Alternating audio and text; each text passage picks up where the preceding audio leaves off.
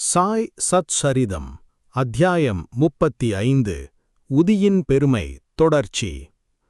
காகா மகாஜனியின் நண்பர் ஒருவர் கடவுளை உருவமற்ற நிலையில் வழிபடுபவர். உருவ ஆராதனைக்கு அவர் எதிர்ப்பாளர்.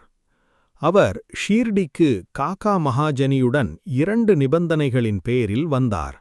அவையாவன: தாம் பாபாவின் முன் பணியவோ தட்சிணை கேட்டால் கொடுக்கவோ இயலாது. காகா இந்த நிபந்தனைகளுக்கு ஒப்புக்கொண்டார். அவ்விருவரும் ஷீர்டிக்கு சென்றனர். அவர்கள் மசூதி படிகளில் காலடி எடுத்து வைத்த பொழுதேயே பாபா அந்த நண்பனை பார்த்து இனிமையான சொற்களால் அழைத்தார்.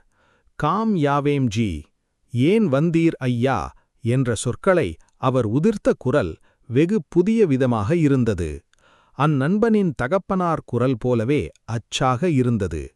அது மறைந்த தனது தந்தையை பற்றி அவருக்கு நினைவூட்டி சந்தோஷத்தால் புல்லரிப்பை ஏற்படுத்தியது. ஆச்சரியப்பட்டு, இது எனது தந்தையின் குரல்தான் என்பதற்கு ஐயமில்லை என்று கூறிவிட்டு பாபாவின் பாதங்களில் தனது தலையை வைத்து வணங்கினார். பின்னர் அவரிடம் பாபா சில அறிவுரை மொழிகளை பின்வருமாறு உரைத்தார். தேலியின் சுவற்றை இடித்துவிட்டால்தான் நாம் ஒருவரையொருவர் முகத்திற்கு முகம் பார்க்கலாம். ஒருமுறை பாலாஜியின் திவசத்தின் போது சில விருந்தினர் அழைக்கப்பட்டு அவர்களுக்கு உணவு சமைக்கப்பட்டது.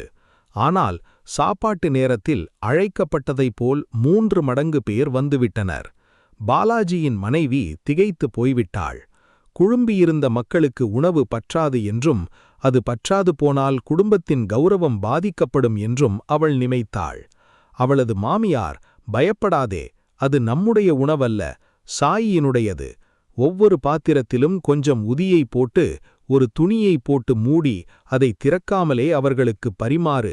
சாயி நம்மை இந்த அவமானத்திலிருந்து காப்பார் என்று கூறினாள். அவள் கூறியபடியே செய்தாள்.